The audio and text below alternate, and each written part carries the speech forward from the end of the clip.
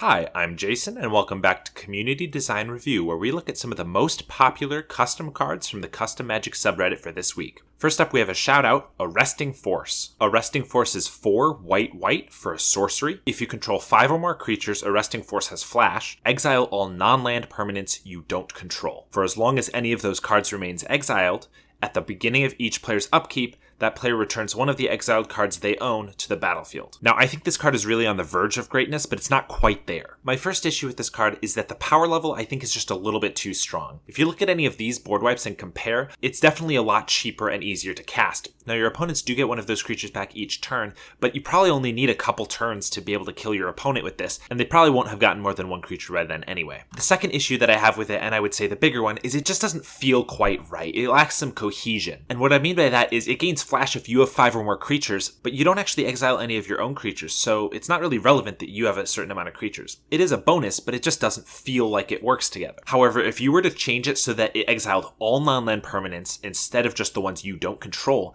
then it would give you a bonus for having more creatures. You're willing to sacrifice more of your own creatures, but you gain flash. This also makes it really cool because if you do have 5 or more creatures, and then you cast it with flash, you're actually going to be the first player to be able to get one of your creatures back, which gives you a little bit of an edge if you're willing to sacrifice additional creatures. Finally, for just a little bit of templating and I think clarity, I would actually make this an enchantment that exiles all of those permanents with it, kind of like a quarantine field. Yes, that opens it up to being destroyed and you negate your effect, but otherwise it's really hard to keep track of, was this card exiled with Arresting Force, or was it exiled from something else, or alternatively you could put some sort of counter on each of those permanents exiled, and that could kind of keep track of them too. I do really like this design, I just think it needs a little bit of tweaking. For our first meme of the week, we have Ferexian Dreadmaw, 5 black, green for an artifact creature dinosaur construct, trample, infect, and it's a 7/6. Now, I think this card's really cool. I loved Infect back in Scars of Mirrodin block, and one thing that we really lacked was just a big fatty with Infect and Trample. Well,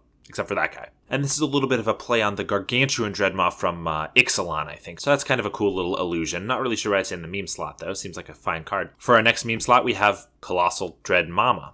Okay. 4 green for a 6/6 legendary creature dinosaur. Trample. Cards in your hand have 4 green, discard this card, create a 6/6 green dinosaur creature token with trample. And for 4 green, target creature becomes a 6/6 green dinosaur with trample and loses all other types and abilities. So the reference here is subtle, but I believe this card is referencing the large Dreadmaw from Masters 25, I think. Seems pretty cool, a little overpowered. I mean, that Dreadmaw was already pretty pushed, I think, especially at common, and this is just strictly better, except for the fact that it's legendary. Makes all of your other creatures be able to be Dreadmaws in 2 different ways, so a little overpowered, but seeing as green has cards like this nowadays, you could probably get away with it. Alright, and we actually have a third meme card this week I'm really excited about. It is a play on the Mox cycle. So this is a Colossal Mox for 0 mana artifact. Tap, add 4 green to your mana pool. Spend this mana only to cast cards named Colossal Dreadmaw. Okay, I have no idea what this is supposed to be. I don't really get the intention of this card. My only guess would be it's referencing that big old dino from Core Set 2019, I think. And so, you can play the big old dinos with this pretty quickly. That card's not super powerful, so I don't think that being able to play a 6/6 trample on turn 1 is broken by any means.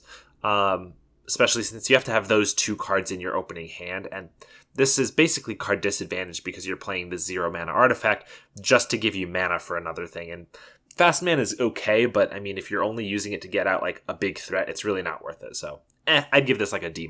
First of our top 5 this week is Stubborn Taiga. It is a land, mountain forest. It can of course tap to add red or green, and Stubborn Taiga can't enter the battlefield from libraries or graveyards. Ooh, I really like this. So it's basically a fixed version of the original alpha dual lands, which were just absurdly powerful, but it still gives you all the benefit of being an untapped dual land, mountain and forest. But the downside is you can't fetch it from your library, and you can't play it with Crucible of Worlds and a number of other things, but it probably is still overpowered, seeing as it's almost strictly better than like the fast lands, which were already really powerful. Yes, the fast lands can be played from your graveyard and your library, but they don't have basic land types, so they're not being fetched out, and very few cards fetch lands that don't have basic land types, and you're not generally using a Crucible of Worlds to play fast lands from your graveyard. So I feel like these are probably strictly better than a handful of lands we already have, so they might be still too powerful, but I definitely like the attempt. It seems like a good fix. Number 4, we have Pain Harmonicon. For 4 mana, it's an artifact with, if a creature being dealt damage would cause an ability of a permanent you control to trigger, that ability triggers an additional time. This is Panharmonicon doubling abilities, but for a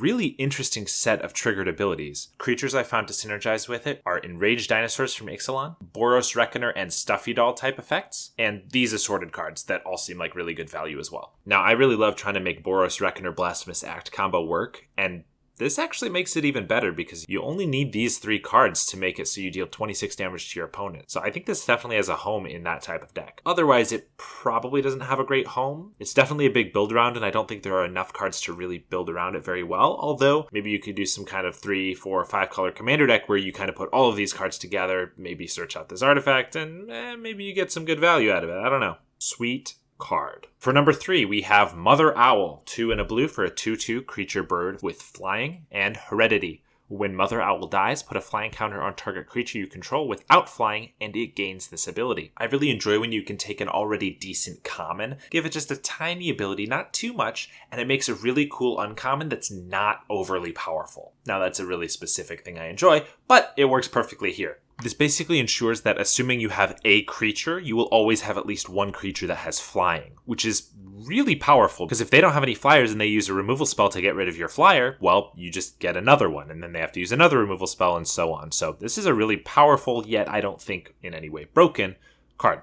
Also, it just seems like there's obviously going to be a full uncommon cycle of these with Lifelink, Death Touch, Menace, Trample, or whatever, and that seems really cool as well. For number 2, we have Wizard of Simpler Times. White-blue for a 2/2 creature human wizard. Players cannot activate abilities of cards in their hands. Players cannot pay optional alternate or additional costs when casting spells. This is a classic Azorius hate bear that feels right at home. Its second ability nerfs Kicker, Buyback, and just about any card you can play for free. What really intrigues me is the first ability here though, because I could only find 12 cards in Magic that activate abilities from your hand. That's all of the Forecast cards, Tetsamok, and Masterful Ninja. Now, if the creator of this card played a lot of limited Rivals of Ixalan, then I totally understand it, because Tetsamok was an insanely broken bomb that kind of messed up limited, especially since it was only a rare. But other than that, maybe they have some traumatic Ravnica flashbacks? And finally, our number 1 for this week is Disgraced Samurai. For a single black mana, 2/2 creature human samurai with Bushido 1.